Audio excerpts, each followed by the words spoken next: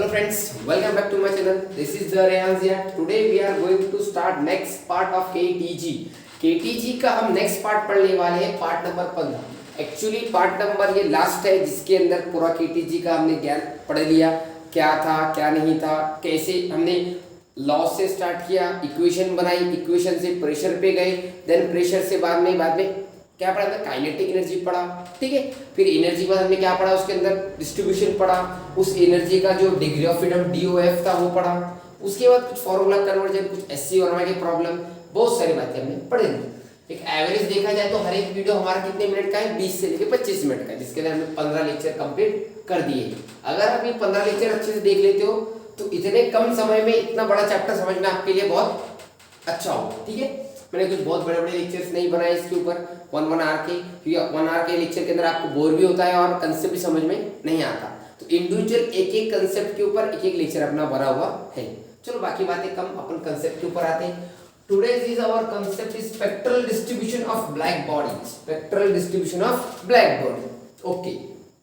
तो just recall last lecture, क्या था लास्ट लेक्चर, किसी को अगर याद होगा लास्ट लेक्चर के अंदर मैंने पढ़ाया था आपको कि यहाँ पर हम बात कर रहे हैं रेडिएंट एनर्जी की। इसकी बात करें हम radiant energy, radiant energy, okay.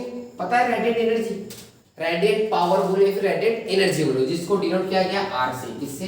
R से। क्या फॉर्मूला था R का? R का फॉर्मूला था Q/AT, Q/AT। Q का मतलब हीट होता है, A माने एरिया और T माने टाइम। ये था हमारा R का फॉर्मूला। तो इस आज क्या पढ़ने वाले, स्पेक्ट्रल डिस्ट्रीब्यूशन का मतलब समझ ले तो आज स्पेक्ट्रल डिस्ट्रीब्यूशन मतलब ग्राफिकल रिप्रेजेंटेशन। क्या है वो? ग्राफिकल रिप्रेजेंटेशन, ठीक है। किसका? ब्लैक बॉडी का।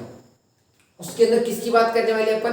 उसके जो रेडिएंट एनर्जी की बात करने वाले, मतलब आपका जो ब्लैक बॉडी कितना एब्जॉर्ब करता है, कितना रेडिएट करता है, कितने समय के अंदर, जब वो रेडिएट करता है तो क्या घटना होती है, उसके बारे में जो हमें ज्ञान देगा उसका मतलब है ग्राफिकल रिप्रेजेंटेशन, जिसको बोला जाता है distribution, spectral distribution.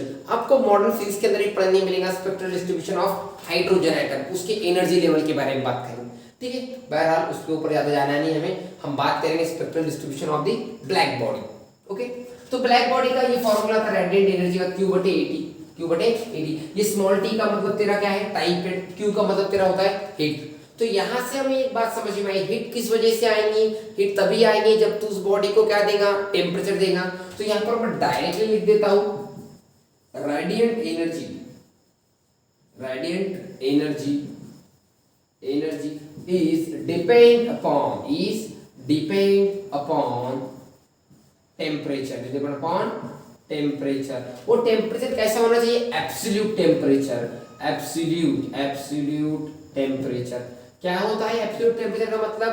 Absolute temperature मतलब 0 केल्विन से ज्यादा। अगर किसी बॉडी का टेम्परेचर 0 केल्विन से ज्यादा है उसको बोलने का एब्सोल्यूट टेम्परेचर। और उस एब्सोल्यूट टेम्परेचर की जो एनर्जी होती है वो किसके ऊपर डिपेंड होती है? हमारे टेम्परेचर के ऊपर। माने एनर्जी डिपेंड होती है उस एब्सोल्यूट टेम्परेचर के ऊपर, ठीक है। एक बात समझ में आ गई अपने को। इसके बाद हमें सिर्फ किसकी बात करना है? टेम्परेचर की बात करनी है। अब मेरे को एक बात बताओ, अगर कोई बॉडी है, मान लो कोई बॉडी नहीं, मान के अपन ब्लैक बॉडी की बात करते हैं। ब्लैक बॉडी अगर रेडिएट कर रही है, ब्लैक बॉडी हमारी, ब्लैक बॉडी क्या करती है? एनर्जी को रेडिएट करती है।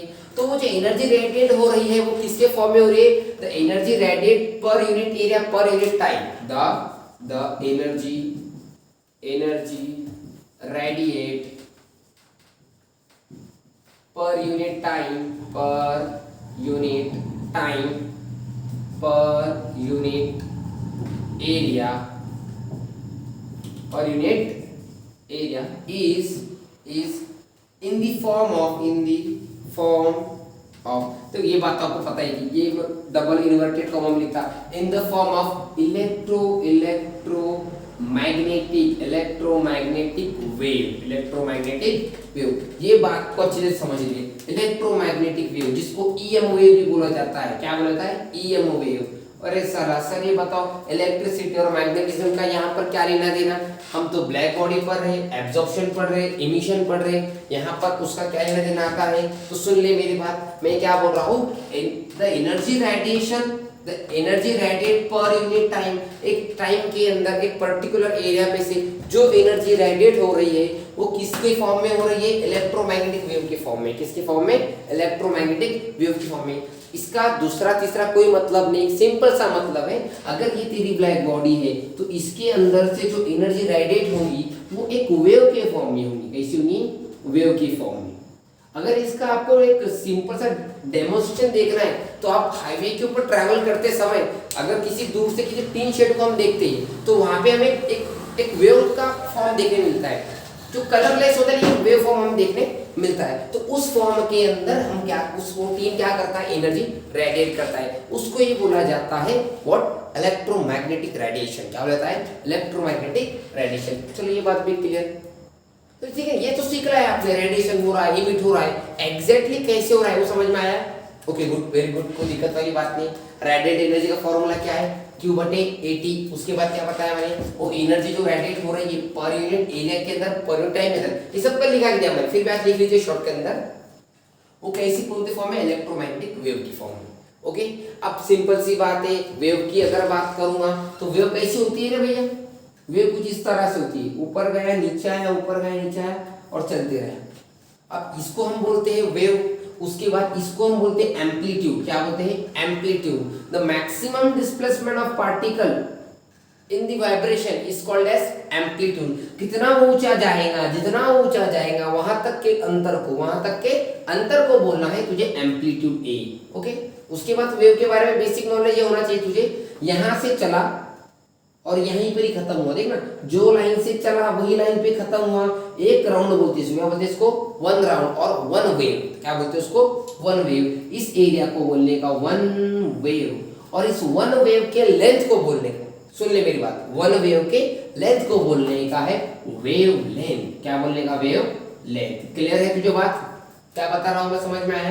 वेव का फॉर्म इसको बोलते हैं। वहां पर क्या होता है, हमारा पार्टिकल ऊपर जाता है, नीचे जाता है, एक फॉर्म बनाता है। क्या बनाता है, फॉर्म बनाता है। उसके अंदर इसको एम्पलीट्यूड बोलते हैं, और जब वो जहां से स्टार्ट किया वहां पर खत्म किया उसको बोलने का वन वेव। क्या बोलने का, वन वेव। और उस लेंथ को बोलने का वेव लेंथ, जिसको डिनोट किया गया लैम्बडा से। किससे, लैम्बडा। पता है ना आपको, ये लैम्बडा वर्ड ग्रीक वर्ड है, याद रखना। वेव लेंथ को रिप्रेजेंट कौन करता है, लैम्बडा।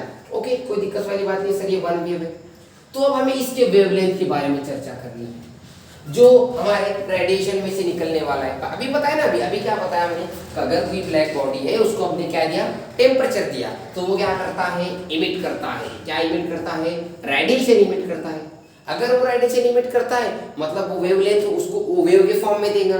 अब वेव के फॉर्म में देगा तो उस वेव को क्या होगा, वेवलेंथ होगा। तो मुझे बताइए वो वेवलेंथ कम होगा या ज्यादा होगा, कम होगा तो किसका ज्यादा होगा, ज्यादा होगा तो किसी का ज्यादा होगा, या फिर क्या हम उसे कम ज्यादा कर सकते हैं, कम ज्यादा कर सकते हैं तो कैसे कर सकते हैं, क्या टेम्परेचर पे डिपेंड करेगा, ये सारी बातों का क्वेश्चन का आंसर हमें देगा स्पेक्ट्रल डिस्ट्रीब्यूशन। कौन देगा, स्पेक्ट्रल डिस्ट्रीब्यूशन। स्पेक्ट्रल डिस्ट्रीब्यूशन का मीनिंग ये होता है इन सारे क्वेश्चन का आंसर देना। Okay, sorry. ओके, आपको कहानी समझ में आ गई होगी। अब मैं बताता हूँ एक्चुअल में स्पेक्ट्रल डिस्ट्रीब्यूशन है क्या। ओके, मिटा दूं, स्क्रीनशॉट की लो, लिख लो स्पीड में, 1 2 3 खत्म।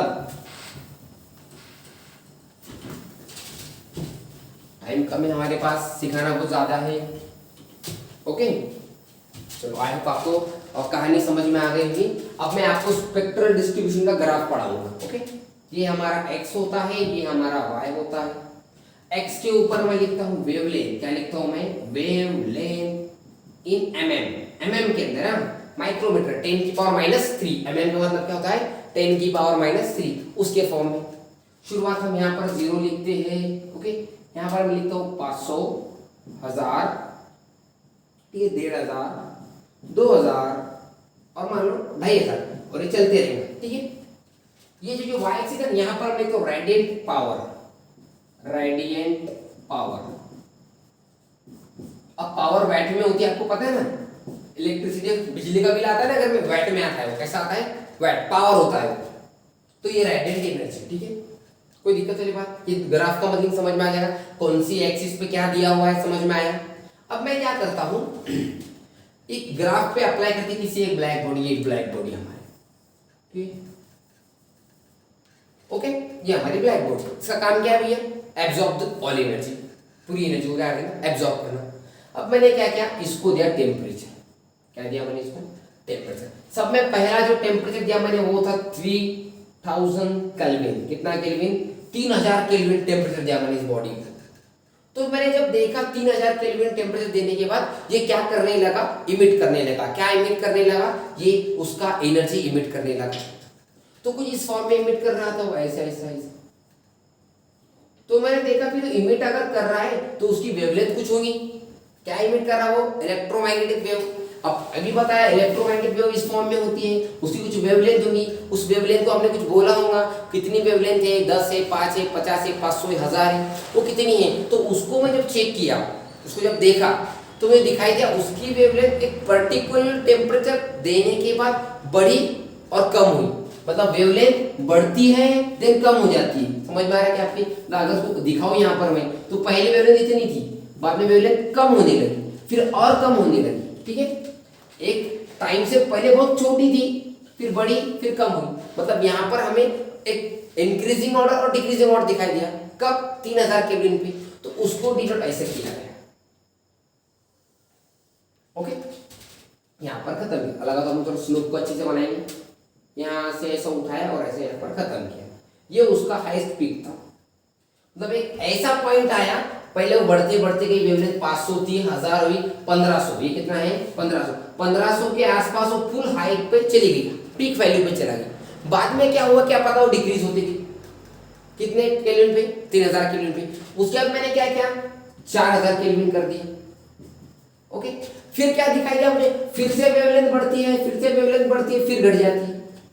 फिर उसका पीक वैल्यू चेक किया मैंने, तो कुछ यहाँ पर दिखा रहा था। ओके, थोड़ा ग्राफ में यहाँ पर कैसा, मैं आई एम नॉट परफेक्शनिस्ट, तो यहाँ पर थोड़ा सा आप समझ के लो। उसका जो हाईएस्ट पॉइंट यहाँ पर आया, उसको देखा गया, तो यहाँ पर दिखाई दे रहा हूँ। देखो मैं सब वहां पर बना रहा हूँ पॉइंट टू पॉइंट। कितने केल्विन पे, 4000 केल्विन पे। अब मैंने फिर से 5000 केल्विन किया, कितना केल्विन, 5000 केल्विन। फिर से वेवलेंथ दिखाई दी कुछ इस तरह, फिर उसको नीचे खींचा। मतलब यहाँ पर क्या दिखाई दे रहा है हमें, टेम्परेचर देने के बाद ब्लैक बॉडी का जो इमिशन हो रहा है वो बढ़ रहा है, बढ़ रहा है, बढ़ रहा है, एक मैक्सिमम पॉइंट तक पहुंच जा रहा है, देन वहां से डिक्रीज हो रहा है। ओके, ठीक है। कब, जैसे टेम्परेचर बढ़ा रहा वैसे। फिर मैंने किया 5500 केल्विन, मैक्स टू मैक्स इतना किया। फिर मैंने देखा तो कुछ इस तरह का ग्राफ मुझे दिखाई दिया। ओके, चलो सब इसको देखो। क्या ये ग्राफ समझ में आ रहा है आपको, क्या बता रहा है ग्राफ? ये ग्राफ ये बता रहा है, जब आप टेम्परेचर देते हो किसको, ब्लैक बॉडी को, तो उसके जो रेडिएशन निकल रहे हैं, कौन से रेडिएशन, वेव के फॉर्म में, इलेक्ट्रोमैग्नेटिक रेडिएशन, उनका जो वेवलेंथ का जो मसला है, वो मसला यहाँ पर हम पढ़ा रहे हैं। उसके अंदर हमें क्या दिखाई दे रहा है, स्टार्टिंग के जो टेम्परेचर था तब इतना कुछ ऊपर ग्राफ नहीं गया था, लेकिन गया था नॉर्मली। उसके अंदर भी कुछ एक हाईएस्ट वैल्यू तो गया, डेप्थ बाद में डिक्रीज होता है। सिमिलरली हमने टेम्परेचर बढ़ाया, फिर ग्राफ तो बड़ा हुआ, देख इससे ज्यादा तो ये है, ये तो बात आपको समझ में, ये ज्यादा का एरिया है, ये कम एरिया था, कम एरिया से टेम्परेचर बढ़ाया तो एरिया बढ़ गया। और जैसे हम टेम्परेचर बढ़ा रहे हैं, जैसे जैसे हम टेम्परेचर बढ़ा रहे हैं, तो यहाँ इधर देखो क्या बढ़ रहा है हमारा, रेडिएंट पावर देखो ना, इंक्रीजिंग ऑर्डर में दिखाई दे रहा है। एक डॉट, दूसरा डॉट, तीसरा डॉट, चौथा डॉट, ये डॉट सडनली क्या हो रहा है, इंक्रीज हो रहा है। मतलब इसका मतलब क्या बढ़ रहा है, रेडिएंट पावर। किसके बढ़ाने की वजह से, टेम्परेचर के बढ़ाने की वजह से। बट दूसरी बात ये समझ में आ रही है हमें कि एक पॉइंट तक इंक्रीज होता है, बाद में क्या होता है, डिक्रीज होता है। तो इसका मतलब यहाँ पर हमें समझ में आता है कि जो पॉइंट तक वो इंक्रीज होता है, जो पॉइंट तक वो इंक्रीज होता है, वहां से लेके तो ग्राफ तक के अंदर को बोलने का लैम्डा मैक्स, क्या बोलने का, लैम्डा मैक्स। अबे लैम्डा मैक्स क्या है, तो यहाँ पर अगर लिख के दूं अगर मैं आपको, ओके, लैम्डा मैक्स का मतलब होता है maximum wavelength of that body, maximum wavelength, maximum wavelength of a body to emit any emission. हर एक इमिशन के लिए मैक्सिमम वेवलेंथ कितनी होगी, तो इसका लैम्डा मैक्स कितना है, किसके लिए, किसके लिए, 515 केल्विन के लिए। हम जब 5000 केल्विन, सॉरी 5500 केल्विन के लिए इतना है, 5000 केल्विन के लिए उससे कम है, देन 4000 के लिए उससे कम, और 3000 के लिए सबसे कम। ठीक है, तो आपके समझ में आ गया। मैं क्या करता हूँ, टेम्परेचर बढ़ाता हूँ तो हमारा लैम्बडा का जो लैम्बडा मैक्स बढ़ता है। बट दूसरी बात ये दिखाई दी मुझे, देखो जैसे जैसे टेम्परेचर बढ़ा हमारा जो वेवलेंथ का मैक्सिमम वाला पार्ट है वो देखो इधर की तरफ सरकने लगा। देखो ये पार्ट पहले यहाँ पर था, देन इधर सरका, देन इधर सरका, देन इधर, और अगर टेम्परेचर बढ़ाऊंगा तो ये और इधर सरकने लगेगा, देन इधर सरकने लगेगा। मतलब इस स्लोप पे जा रहा है क्या? क्या फील कर पा रहे हो मैं क्या बताना चाहता हूँ? जैसे जैसे टेम्परेचर बढ़ा रहा है एक एक पॉइंट उस तरफ जा रहा है। उस तरफ मतलब किधर जा रहा है? जीरो की तरफ। मतलब हमारी एक्चुअल वेवलेंथ पहले देखो यहाँ पर कितनी थी, 1500 से ऊपर थी, बाद में 1500 हो गई, फिर 1500 से नीचे हो गई 1000 के आसपास, देन 1000 हो गई, फिर आगे 1000 के आसपास आएंगी, फिर 1000 से कम 500, एक टाइम के बाद वो कितना हो जाएगा? जीरो। इसका मतलब अगर आप उस ब्लैक बॉडी को बहुत ज्यादा टेम्परेचर दोगे तो उसमें से क्या रेडिएशन निकलेंगे? नहीं निकलेंगे। समझा? मतलब इनडायरेक्ट जल जाएगा ना बॉडी ज्यादा टेम्परेचर देने के बाद। कॉमन सेंस की बात है, अगर मैं इसको बहुत ज्यादा टेम्परेचर दे दूं तो उसमें से काय को निकलेंगे? रेडिएशन, जल जाएंगी बॉडी। तो रेडिएशन निकला, पॉसिबल है क्या वहां पर? नहीं। तो यहाँ पर ये प्रूफ होता है। और ये सब बातें हमें किसने बताई? बोल्ट्जमान, स्टीफन और वेन ने। किसने? वेन ने। तो यहाँ से एक लॉ बना इस सब ऑब्जर्वेशन से। इसको जो अभी बताया मैंने 2-4 मिनट जो ज्ञान दिया उसको बोलने का स्पेक्ट्रल डिस्ट्रीब्यूशन। और बाय यूजिंग स्पेक्ट्रल डिस्ट्रीब्यूशन मतलब स्पेक्ट्रल डिस्ट्रीब्यूशन को पढ़ के समझ के एक बंदे ने हमें लॉ दिया, उस बंदे का नाम है when, VEIN, when. Veins law of displacement. ये भैया का ये लॉ का नाम है। ये क्या है? Veins law of displacement. When उनका नाम है और उनके लॉ का नाम क्या है? Veins law of displacement. उनका लॉ क्या कहता है? उनका लॉ सिंपल सी बात कहता है जो अभी हमने सीखा। देखो ना, डिस्प्लेसमेंट का वेवलेंथ का जो मैक्सिमम पॉइंट है उसका क्या हो रहा है? धीरे धीरे डिस्प्लेसमेंट हो रहा है। लैम्बडा मैक्स पहले यहाँ पर था, बाद में यहाँ पर गया, यहाँ पर गया, यहाँ पर गया। इसका मतलब क्या हो रहा है? वो कम हो रहा है। क्या हो रहा है? कम। लैम्बडा मैक्स क्या हो रहा है? लैम्बडा मैक्स कम हो रहा है। कब? जब हम टेम्परेचर को बढ़ा रहे हैं। जैसे जैसे मैं टेम्परेचर को बढ़ाऊंगा लैम्बडा मैक्स कम कम होते जाएगा। तो ये रिलेशन उन्होंने बताया। किसने बताया? वेन ने। तो वो डायरेक्टली ऐसे लिखते हैं, lambda max is inversely proportional to the temperature. Inversely proportional to the temperature. अब प्रोपोर्शनलिटी साइन हटाओ, क्या लगाओ? कांस्टेंट लगाओ। तो लैम्बडा मैक्स होता है is equal to b into 1/t। b into 1/t। नीचे का t इधर मल्टीप्लिकेशन में जाएगा तो हमारा इक्वेशन बनेगा lambda max into t is equal to b, is equal to b। चलो बच्चों बताओ v मतलब क्या? अब मेरे को बताओ लॉ किसका है? वेन का है। तो b क्या है? हमारा कांस्टेंट है, तो उसका नाम क्या देंगे? When constant. कौन सा constant? When. b is nothing but VEIN, veins constant. Okay. इसका कुछ पर्टिकुलर वैल्यू है, वो वैल्यू कुछ आसपास अपना कितना है?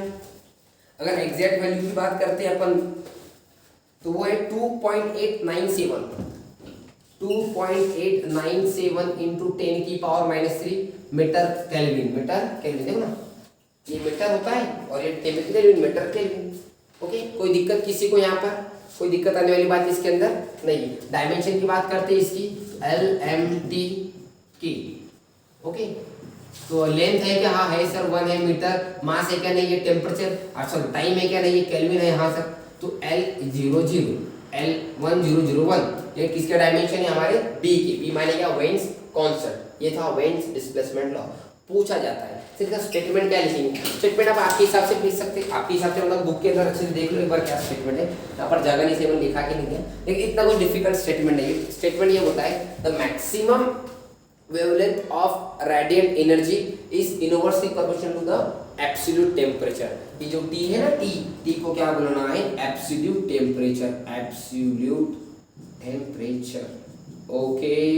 कोई दिक्कत किसी को ना होगी तो बहुत अच्छी बात है। क्या आपको स्पेक्ट्रल डिस्ट्रीब्यूशन समझ में आया? आई होप अगर आपने अच्छे से लेक्चर देखा, समझ में लिया मैं क्या क्या बोल रहा हूँ, तो आपको कभी जिंदगी में भूल नहीं पाओगे आप क्या है spectral distribution. Okay. I hope आपको समझ में आएगा। मिटा दूँ? चलो बताओ, लिख लो स्पीड में, मिटा देता हूँ। हो गया?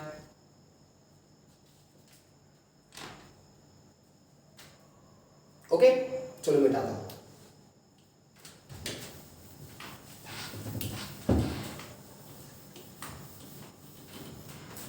कोई भी लेक्चर मिस नहीं करना, आपको हर लेक्चर अच्छे से देखना है। लेक्चर में एक्चुअल में क्या बताना चाहते हैं इसमें, आपको क्या चाहिए और कैसे वहां से नीट और जेईई में क्वेश्चन बनेगा। ओके, इसके बाद का जो कंसेप्ट है, छोटा सा कंसेप्ट है, उसके ऊपर बात करूंगा। बहुत बड़ी बात नहीं की और बहुत नई बात नहीं की उन्होंने, सिंपल सी बात बोले, वही बोल रहे हो जो हमने अभी भी सीखा। ओके,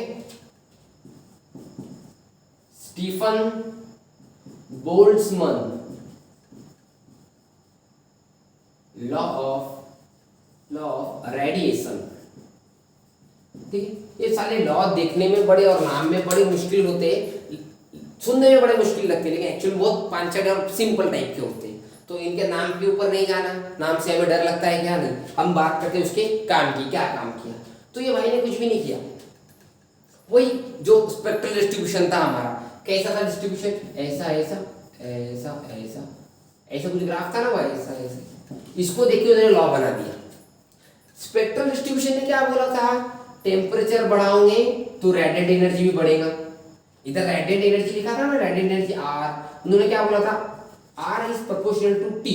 कौन बोला था, कौन बोला था, स्पेक्ट्रल डिस्ट्रीब्यूशन। और क्या उसके बाद वेन ने क्या बोला कि जो हमारा लैम्बडा मैक्स होता है वो क्या है, inverse proportional to T. Okay, कोई दिक्कत वाली बात इसके अंदर नहीं, टी माने क्या, टेम्परेचर। ये दो बातें किन्होंने बताई, उन्होंने बताई। अब एग्जैक्टली यहाँ पर टी का मसला है, ये किसको समझ में आया, स्टीफन और बोल्ट्जमैन। तो ये दोनों बोलते हैं क्या यहाँ पर मसला टी का है, एग्जैक्टली कितना से प्रोपोर्शनल, मतलब कितना टेम्परेचर देना चाहिए हमें, क्या हर बार 3000 ही लगेगा, या मतलब exact what is the value of temperature. तो ये सब रिलेशन, ये बात आज एक्चुअली ये 1879 की है, I think so 79, let me check it, हाँ बराबर, जोसेफ उनका नाम है।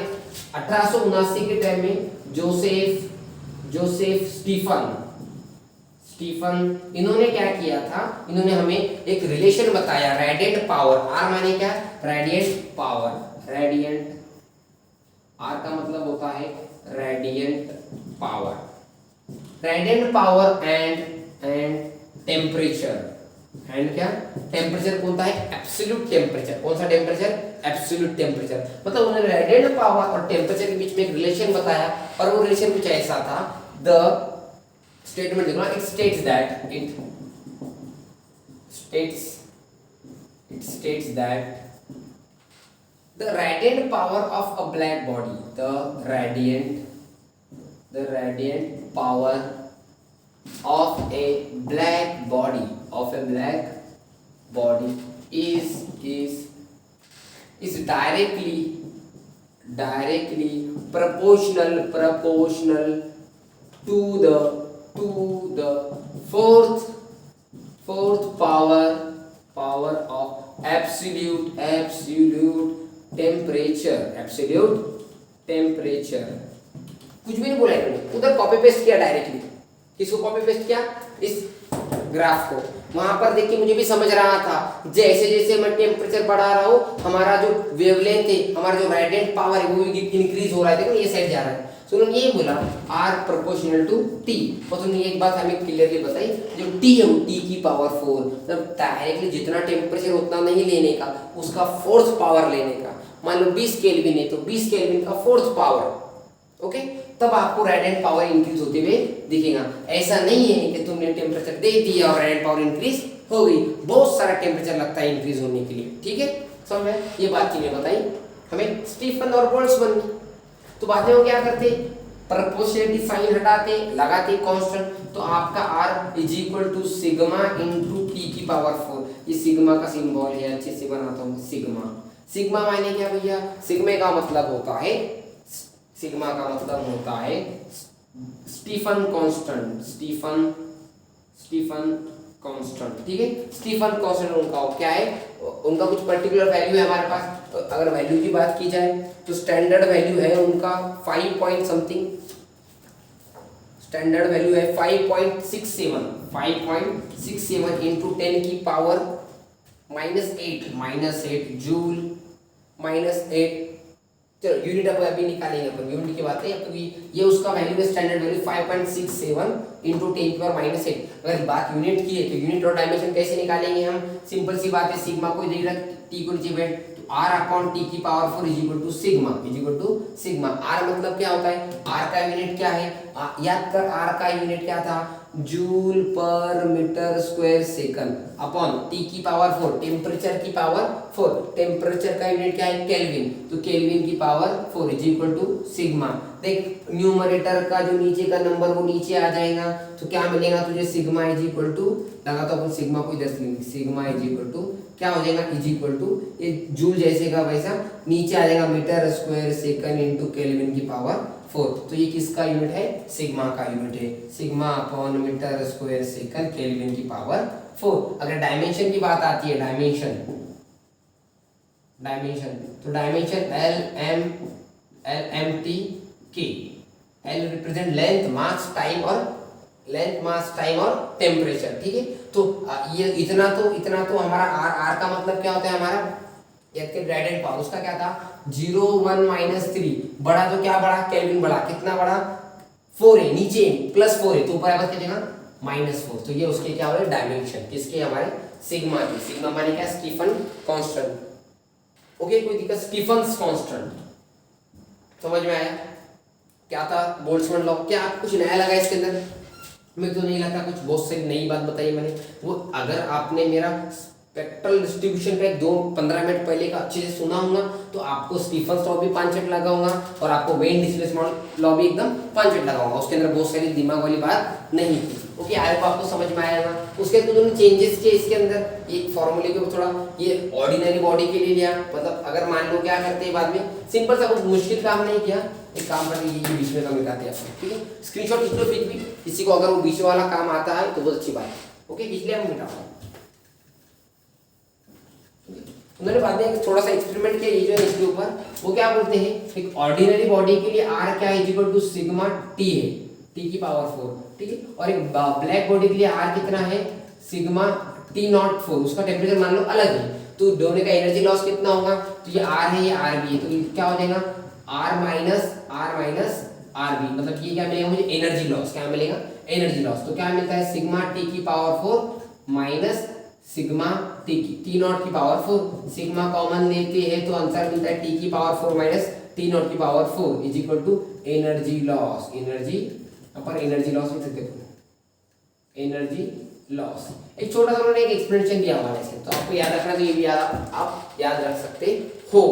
ओके, कोई दिक्कत, समझ में आ रहा है सबको, क्लियर है। लास्ट लेक्चर है, सिंपल सी बात पढ़ रहे हैं अपन, बहुत टेक्निकल नॉन टेक्निकल नहीं है। चलो मिटाता हूँ, आई होप समझ में आ रहा होगा, चलो ठीक है। ओके, चलो एक 20 मिनट हो गए होंगे आई थिंक सो, चैप्टर अपना ऑफिशियली खत्म हो गया, इसमें कोई दिक्कत वाली बात नहीं है। बहुत अच्छा चैप्टर था सर, पसंद आया हमको, ठीक है। अब मेरी सिर्फ दिल से इच्छा हुई कि अब एक छोटा सा न्यूमेरिकल ले लो आपको और चैप्टर ऑफिशियली एंड कर दूं, ठीक है। छोटा सा न्यूमेरिकल क्या है, देखो क्या करते हैं वो, calculate energy radiate in 1 minute if temperature is 127 degree Celsius and area is 200 centimeter square, कितना है 200 centimeter square। ओके, ये है क्वेश्चन हमारा, छोटा सा क्वेश्चन है, सिंपल सा क्वेश्चन है, हमारे लॉ के ऊपर अप्लाई होता, मेरी इच्छा हुई तो मैंने आपको लेने की कोशिश करी। कैलकुलेट एनर्जी रेडिएट, कितनी एनर्जी रेडिएट हुई पूछा कि इन 1 minute if temperature is 127 degree Celsius and area is 200 centimetre square. इनका बोलना है, मान लो 200 मीटर स्क्वायर की प्लेट लेगी, कितनी 200 सेंटीमीटर स्क्वायर की हमने क्या ले ली प्लेट, तो बताइए अगर उसके ऊपर का टेम्परेचर कितना रहेगा, 127 डिग्री रहेगा, 127 डिग्री सेल्सियस, और 1 मिनट के लिए बात करते हैं हम, तो 1 मिनट के लिए 127 डिग्री सेल्सियस टेम्परेचर देने के बाद 200 मीटर स्क्वायर प्लेट के अंदर से कितनी एनर्जी रेडिएट होगी, कितनी एनर्जी रेडिएट होगी, बताइए कितनी होगी। तो कैसे बताएंगे वो सेकंड बात है, क्या क्या है पहले वो इंपॉर्टेंट है। तो क्या दिया वाला है, तो 1 मिनट दिखा मुझे, मतलब इसका मतलब टाइम दिया वाला है 1 मिनट। कितना है 1 मिनट, और 1 मिनट का मतलब होता है 60 सेकंड। ओके, उसके बाद क्या दिया वाला है हमें, एरिया दिया वाला है कितना 200 सेंटीमीटर स्क्वायर। कितना है 200 सेंटीमीटर स्क्वायर। और क्या दिया वाला है हमें, टेम्परेचर। कितना है टेम्परेचर 127 डिग्री सेल्सियस। ओके, अब सेकंड बात ये आती है, गिवन पता चल गया, फाइंड क्या करना है हमें, एनर्जी। क्या फाइंड करना है, एनर्जी। कितनी एनर्जी रेडिएट हो गई। दूसरी बात ऐसी आती है, आपको जो भी गिवन दिया वाला है वो हर एक चीज कैसी चाहिए, एसआई यूनिट के अंदर। क्या टाइम एसआई यूनिट में है, हाँ है सर, सेकंड का मतलब एसआई यूनिट होता है। क्या एरिया एसआई यूनिट में, हाँ नहीं, ये सेंटीमीटर है, उसको मीटर स्क्वायर में करना है। तो सिंपल सी बात है, ये 200 जैसे का वैसा लिखने का, सेंटीमीटर स्क्वायर है ना, तो स्क्वायर जैसे का वैसा, सेंटीमीटर का मीटर फॉर्म क्या है, 10⁻⁻² मीटर। ओके, पता है ना आपको 100 centimetre is equal to 1 metre. तो उस हिसाब से मुझे सेंटीमीटर से मीटर में जाना है, छोटे से बड़े में जाना है, तो क्या करना पड़ेगा, इसको इधर भेज देना पड़ेगा। तो 1 centimetre is equal to 10⁻² metre, बराबर। तो कितना है, एक के लिए हमने लिखा, उसका स्क्वायर है, उसका क्या है, स्क्वायर। तो ये 200 जैसे का वैसा होता है हमारा, और 2 × 2 4 × 10⁻⁻4 मीटर। समझ में आया। तो आपको एक बात याद रखनी है, मीटर से सेंटीमीटर, सॉरी सेंटीमीटर से मीटर में आना है तो 10⁻²। अगर सेंटीमीटर स्क्वायर से मीटर स्क्वायर में आना है तो वो जो हो जाएगा -4। क्या हो जाएगा, -4। कुछ बच्चों को याद डायरेक्ट नहीं आता, हमें ऐसा उनको बताना पड़ता है। अब ये क्या है, 160 डिग्री सेल्सियस। अभी डिग्री सेल्सियस है, हमारा एसआई यूनिट ये नहीं है, हमारा एसआई यूनिट होता है कितना, बताइए, केल्विन होता है।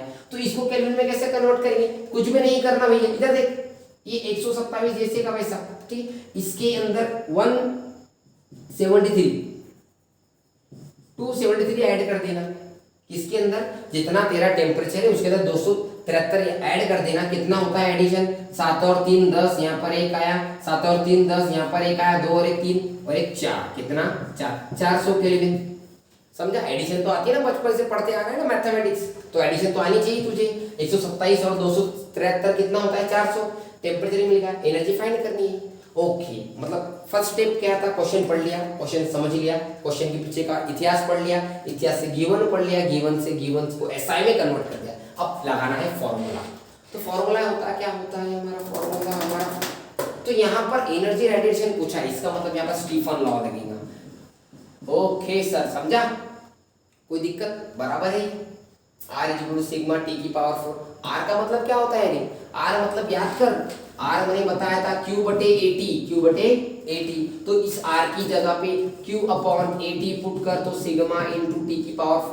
तो Q जैसे का वैसा σ/T⁴, नीचे का डिवाइडेशन का 80 मल्टीप्लाई में आ जाएंगे। क्या सब वैल्यू तेरे पास गिवन है, तेरे पास टेम्परेचर है, एरिया भी है, T भी है, और सिग्मा अभी पढ़ा।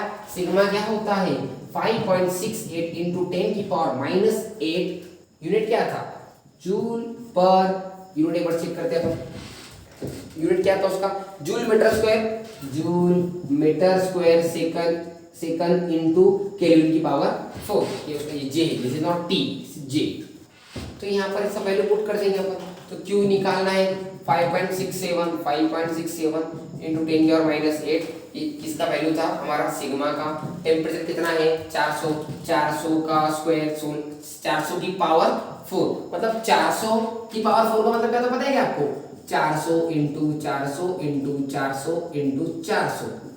ठीक है, ये पूरे को सॉल्व करेगा, यहाँ पर लिखने का, इंटू एरिया कितना है तेरा, एरिया है तेरा 200 × 10⁻⁴, और टाइम कितना तेरा 60 सेकंड। ओके, चूज ले कितना सॉल्व कर, गणित आता है तुझे, इसको मल्टीप्लाई कर और तेरे को आंसर मिल जाएगा। तो your answer will be 1751.04। 1751.04 joule. अभी इतना टाइम नहीं मेरे पास, क्या आपको मैं इतना छोटा गणित मल्टीप्लाई डिवाइड करके बताओ, इतना आपको आना चाहिए। पर मेरा काम क्या होता है, क्वेश्चन से यहाँ तक कैसा गया जाए। कुछ बच्चों की दिक्कत होती है कि सर हमें यहाँ तक हम आ जाते हैं, लेकिन ये फॉर्मूला यूज करना हमें नहीं समझ में आता, तो थोड़ा वहाँ पर दिमाग चलाना पड़ता है। एनर्जी रेडिएशन पूछा है, टेम्परेचर दिया, एरिया दिया, ठीक है, टाइम दिया। अब एनर्जी रेडिएशन पूछा, टाइम दिया, एरिया दिया, तो ऐसा तो ये फॉर्मूला है। दूसरी बात उन्होंने टेम्परेचर दिया, तो ये फॉर्मूला कहीं पर भी टेम्परेचर नहीं था, ये छोटा टी का मतलब टाइम था, तो उस इसका और इसका क्या रिलेशन है, तो जब आपको फट से याद आना चाहिए उनका उसका रिलेशन हमें किसने बताया, स्टीफन ने बताया। तो by using that concept, that thinking, you can apply it and find the value of that energy Q. Okay sir, आपने यहाँ पर हीट फाइंड किया, उन्होंने तो एनर्जी पूछा था। अरे भाई, एनर्जी मतलब हीट मतलब वर्क, तीनों का मतलब एक ही होता है, याद रखना कभी भी जिंदगी में। वर्क मतलब एनर्जी, एनर्जी मतलब क्यू, ये तीनों का मतलब एक होता है। हीट हो, एनर्जी हो या वर्क हो, तीनों एक ही है। ओके, तो thank you so much, chapter is and finally. कोई दिक्कत वाली बात नहीं थी, बहुत अच्छा चैप्टर था, याद आएंगे मुझे केटीजी की, आपको भी याद आएंगी ऐसा मुझे लगता है। ओके, तो स्क्रीनशॉट खींचो और लिख लो। Thank you so much.